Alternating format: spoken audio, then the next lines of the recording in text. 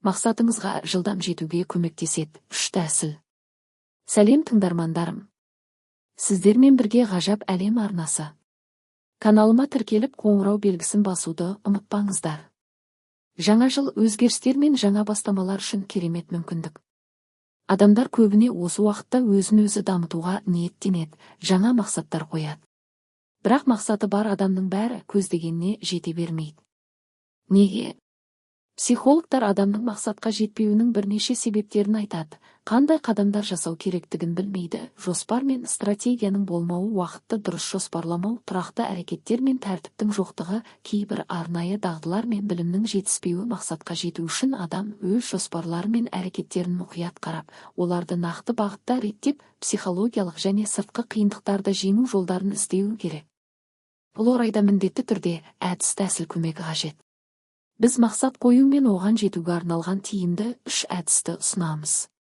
1. SMART әдісі. Бұл әдіс мақсатты нақтылайды, оны өлшейтін көрсеткіштермен бекітеді, қол жеткізу мүмкіндігін ескереді, мақсаттың өзектілігін түсіндіреді және уақытша шектеулер қояды.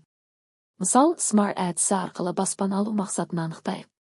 Мақсат: мен өзіме үй сатып алу үшін алдағы 2 жылда қажетті қаржыны жинап, баспаналы боламын. Specific нақты: мен алдағы 2 жыл ішінде Алматы қаласынан 2 бөлмелі пәтер сатып аламын. Measurable өлшенетін: мен пәтер сатып алу үшін 15 миллион теңге жинап алуым керек.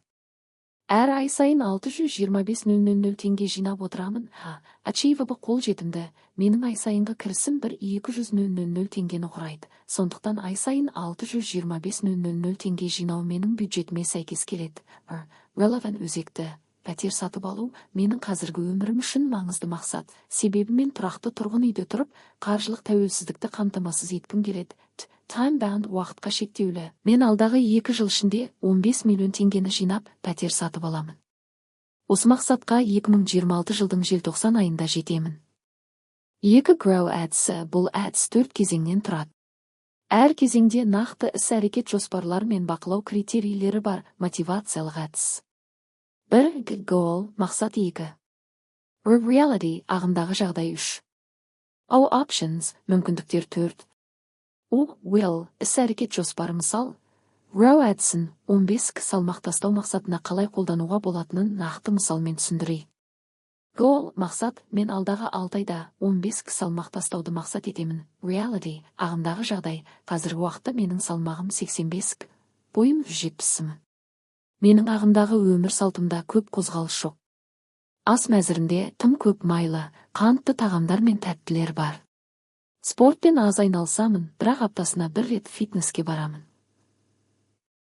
Options мүмкіндіктер: дұрыс тамақтану жоспарын өзгертіп, көкөністер, ақуыздар мен дәнді дақылдарды көп тұтыну, қантты және майлы тағамдарды азайту.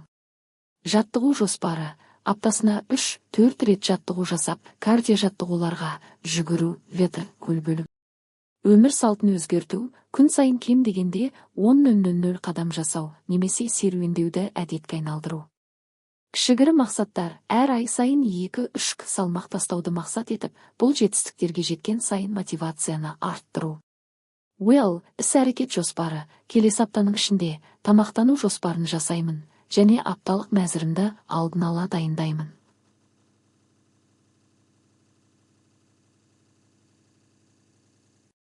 Жаттығу бағдарламасын жасаймын және әр аптада кем дегенде 4 рет фитнеске барамын. Күн сайын таңертең 30 минут жүгіремін және 10,000 қадам жүруді мақсат етемін. 2 айдан кейін апталық тамақтану жоспарын қарап, жаңартып отырамын.